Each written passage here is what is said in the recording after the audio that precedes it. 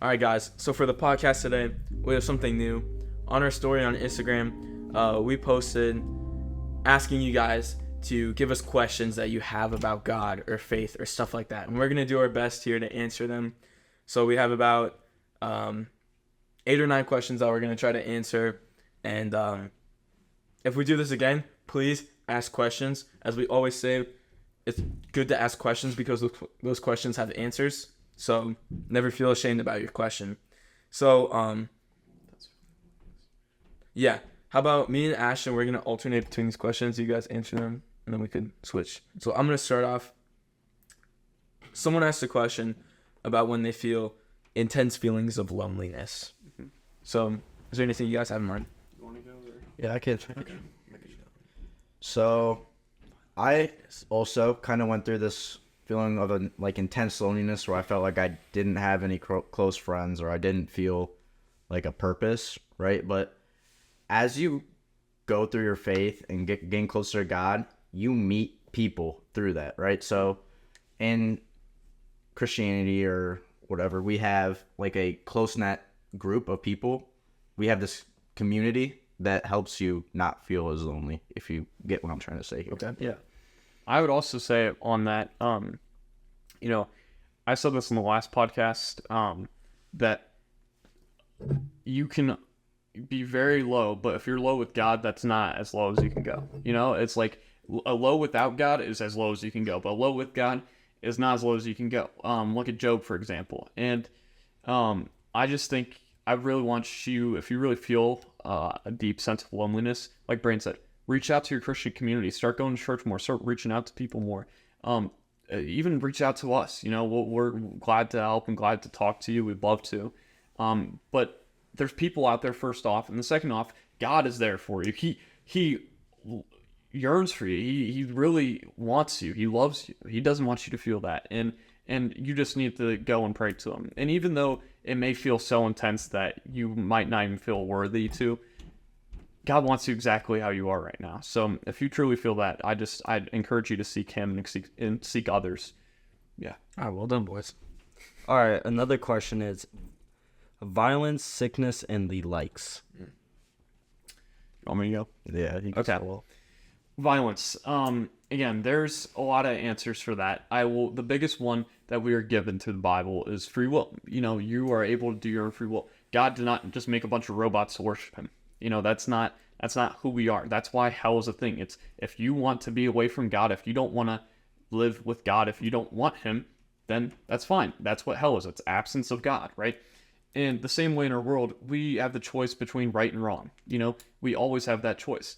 And violence is completely free will. We would all agree that murder is completely wrong. But you know what? If you get really angry, you do have the ability to go murder. God doesn't take that ability away from us. He gifts us with the choice. And sometimes there can be good that comes out of it. Sometimes there can be, but at the end of the day, it is our free will to make a choice, especially with violence. So I think that's a big thing to recognize is you can't blame God for violence because say for instance, well, why did God give us free will? Well, do you want to have a choice in what you do? Like a choice, I'd rather have a choice in loving God and not loving God than just being forced to and being a slave to him. That would be, it's worth more not being like that. Do you want to address sickness or Noah maybe? I can try. You can try? Okay. So the way I view it is it's like footsteps, right? So the more things that we do, right, we grow closer to God, right? We take these steps closer to him. But the more we fall back, the more we disrespect him, the order of the world starts to kind of fall, right? So that's when we get our earthquakes, our tornadoes, and all those natural disasters. It's God taking a step back, deciding, hey, what are you guys doing, right? It gives us something to think about, kind of. I mean, yeah. No, I would agree. I could probably explain this one. Yeah. So the topic of sickness, it's a very difficult thing to answer, because a lot of people, like we say here on the podcast, oh, you grow the most in those tough times. But if Nick comes up to me and he's like, hey, bro, like my dog just died or my aunt's really sick, and I'm like, well, this is a learning opportunity, you're going to grow from this. I'll get slapped in the face for saying something like that. It's not very respectful. But speaking with my own experiences, I had a young family member who was very sick, and it was very hard. It was a very difficult time, right? And I questioned a lot of things during that. However, after that experience, I believe it brought my family closer together. And I think that's one of the unifying experiences my family had. And I look back and I see God working there. Maybe not in the ways I wanted, but in the ways I needed. And although everything turned out majorly okay and really well, there are a lot of people where that doesn't happen. And it's a hard thing. But sometimes it does bring you closer to other people. And it's a difficult thing to say, but it's true. Like if I had a friend who was going into surgery and I lost that friend, well, I know that I would have these guys here to come for me, and they would be there, and my God would be there for me. So it's a difficult thing, but Can I yeah, go ahead. add just on top of it really quickly? To be honest, and God can use that as an opportunity to reveal Himself more to you. You know what? If I found tomorrow that I am terminally ill and I'm gonna die within the week, you know what? I'm gonna start thinking about God a lot more. Yeah. You know what I mean? As like Braden said, it sometimes can be to get your attention. As terrible as it sounds, but and like look at the book of Job. Like God goes, this is Job is so faithful to me, and that was like, oh, he won't be faithful to you if I start to mess with him, and through all that, Job stayed faithful to him. There's also spiritual warfare and with the devil and different things like that. So there's a lot that goes into it. And just remember that there are a lot of people who are going through very difficult times right now. Yeah. And for the rest of us, and actually for all of us, it's important for us to be grateful for what we have. Like if I say, if I go to my dad and I say, Dad, I love you. Or like, Nick, I really care about you. You're one of my closest friends. Stuff like that. Be grateful for the things you have, because a lot of people would wish for that. Yeah. All right, another question. Not receiving the answer I want on a prayer, even though it's God's plan. Do you want me to go or? Yeah, you could. Okay. So not receiving the answer I want. All right. First off, Ashton, if I'm having a conversation with you, does the conversation mean anything if I just know what you're already going to say back to me? Absolutely not. Yeah, exactly. If a prayer is a conversation with the Lord, it's a unique opportunity to speak with God and listen to God, to get a response back from Him. And you have no clue what the Lord has in store for the answer, right? And so to assume that He's going to answer you the way that you expect, you can't say that. Again, like we just off the topic of sickness, I might be like, Lord, I want you to build me in my faith. He might throw me a sickness that makes me, that in return, at the end of that, I become more faithful in it. Now, did I think when I prayed that to God that He was going to put sickness in my life to make me more faithful? No, of course not. But it's not, you never know what God has in store for you. So what I encourage you is in prayer, have an open mind. Do not have a preconception on what God is going to say to you. Another thing is too, who are we to ask God, the Creator, do what I want? Yeah. Right. Yeah, Like that's true. we shouldn't expect Him to do anything for us because He's already done so much. He's given us life. Like that alone's enough. He sent His only Son to go die on the cross for us. Like He's done so much. So if anything, try thanking Him. Right. I like that. It's always back to Jacob Nene's point too. Yeah. Gratitude. And even like, sorry, but and even like, I love what you said there. But even thinking about the, like not taking Him seriously, like at that point, you're making yourself kind of your own God. It's like, if you are expecting what God to say, well, you're putting yourself on the same level as God. Like that might be a little foolish, but I like Brain said, take a step back, and realize that He has your best interests at hand, Okay, we're on that one right there. Top right. So, how would you explain the extreme prevalence of evil in the world? Do you want to start? Or should I? You can. All right. Well, Nick kind of already talks about violence and free will. And a lot of times, we look at the world and we think, how is God letting this happen? There's people dying. There's people stealing. All this terrible stuff is going on. God's not doing anything to help. That's entirely false. He did something to help. He sent His only Son to die for us. And that conquered sin. And it's weird too, because you look right now and you're like, well, there's still so many people sinning. Right. But the difference is they're choosing to do that. God gave us free will. Nick already mentioned this before. We're not enslaved to God. We're not forced to worship. And we can choose if we want to follow him or if we want to go away from him. That's entirely up to us. And so the people who do bad things, a lot of times that's their choice, And the people who do good things, that's their choice. It really boils down to the free will that God has granted us. Going off that, a lot of the times that we see evil in our world with like war or like the genocides, it's a lot of people that want to be their own god, or want to really good point, or want to seek a power that they are not. And a lot of the times, good overcomes the evil, and that's the way I see that God overcomes that type of thing, or like the free will part. Yeah, 100% agree. I just to kind of add on, I would just say simple Adam and Eve. Like it was perfect in the garden, and then original sin happened, and now our world is Satan. Satan tricked them. And again, read it biblically. There is spiritual warfare like that goes on, whether you realize it or not. So, it's a lot more than we can even comprehend. So, Well, other people live well without believing in Jesus. Oh, okay.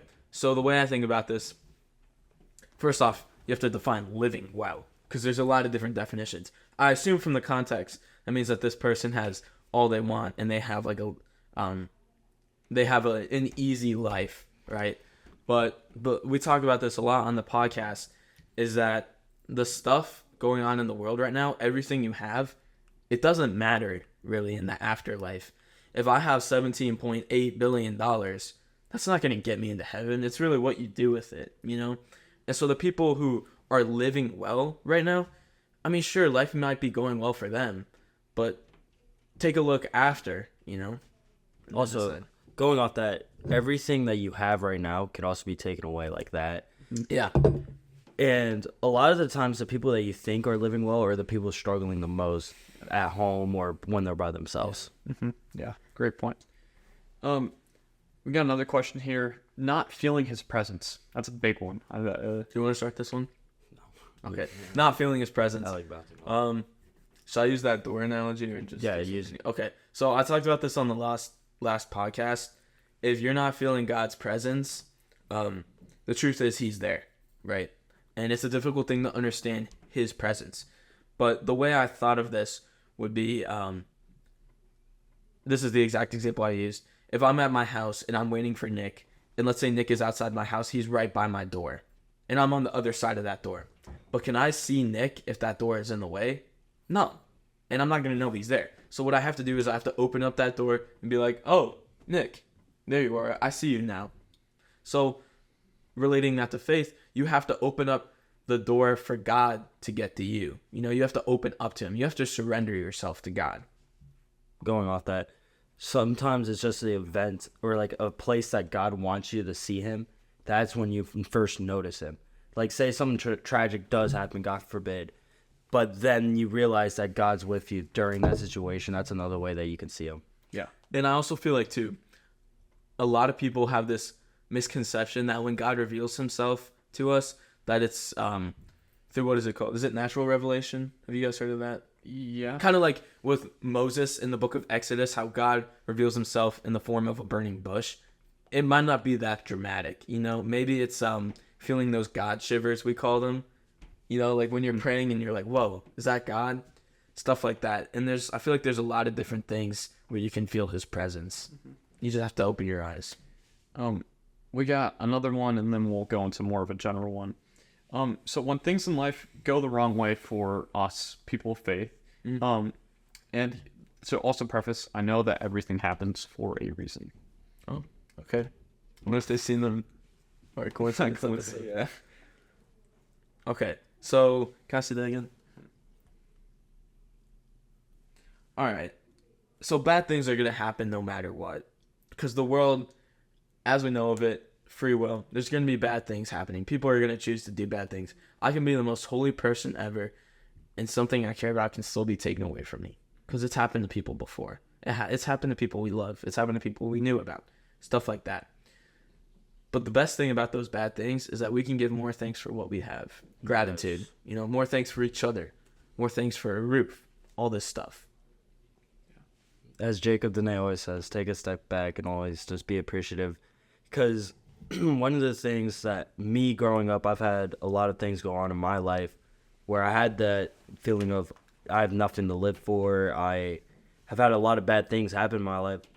But as I grew older and like I've grown closer with God, it's just taking a step back and being thankful that I'm able to eat. I'm able to speak. I'm able to even just talk about my faith on a podcast with my best friends. And then another thing too is that there's nothing that is put in your life that you can't handle, and God knows that. Everything out there, every obstacle, He knows you can get past. Final question. I'm kind of just going to ask the general question. A few people ask this.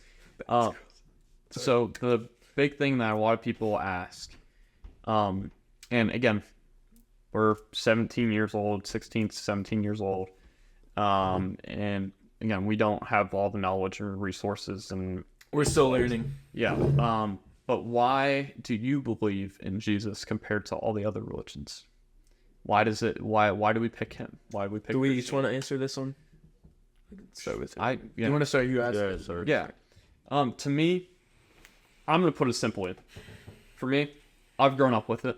First off, that's the first thing. I've known it. The second off, I have prayed prayers and they have been directly answered. I've had, to be honest, miracles happen in my life. That if I told you that what happened, you'd be like, "There's no way that happened." And that's me praying to Jesus. That's me praying to God. And so, and believing in what I believe in. And so that brings validity to what I believe in my life, right? In my own personal life. But I also believe it's, I believe that's one true way.